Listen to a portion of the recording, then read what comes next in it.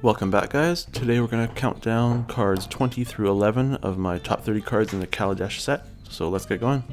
At number 20 I've got Glimmer of Genius. So this card lets you scry 2, then it lets you draw 2 cards, and then it gives you 2 energy. So nothing game changing here, but it's a really good all-around card that can come in handy in several situations, so that's why it made the list. At number 19 I've got Angel of Invention. So this is a 2/1 creature with flying, vigilance, and lifelink. And additionally she gives +1/+1 to all your other creatures. The main reason why she's not higher up in the list is because at 2/1 she's fairly weak and fairly easy for your opponent to get rid of. You do have the option of putting 2 +1/+1 counters on her when you summon her, but still even at a 4/3 she's not super strong and still fairly easy for your opponent to kill. So number 18, Angel of Invention.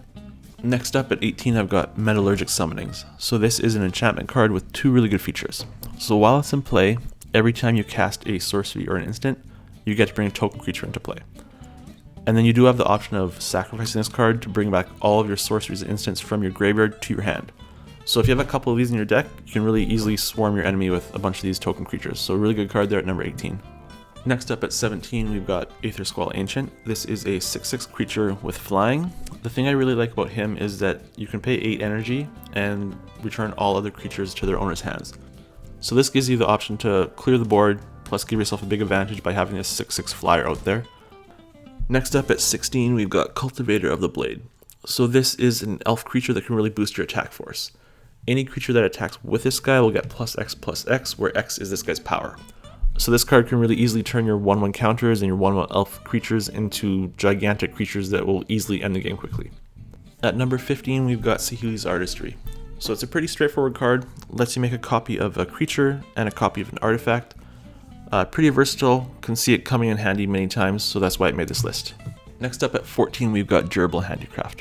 This is another enchantment with 2 really good benefits to it.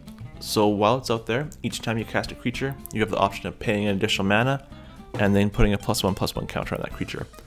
This will be really handy mid and late game when you have a ton of mana to spare. Secondly, you have the option of sacrificing this guy to put a +1/+1 counter on each creature you control. So if you sacrifice that at the right time, you can put a ton of counters out there. At number 13 I've got Authority of Consuls. So this is a really good card that only costs 1 mana to cast. It's going to be really annoying for your opponent. It makes all their creatures come into play tapped, and every time they cast a creature, you gain 1 life. Next up at 12 I've got Harness Lightning. So the thing I like about this card is you never really feel like you're wasting energy to play it. So as soon as you cast it, you gain 3 energy.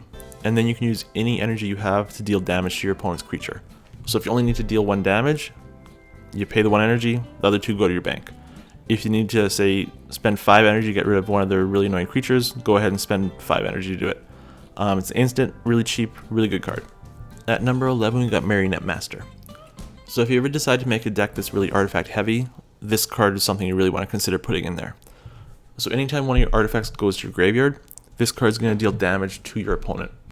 The more powerful this card is, the more damage it's going to deal. The one downside is it's a little bit expensive to cast, so you won't be able to get it out for a while, but once it's out there, it can really deal a lot of damage. So that brings us to the end of today's video. Hope to see you guys all tomorrow when we count down the top 10 cards.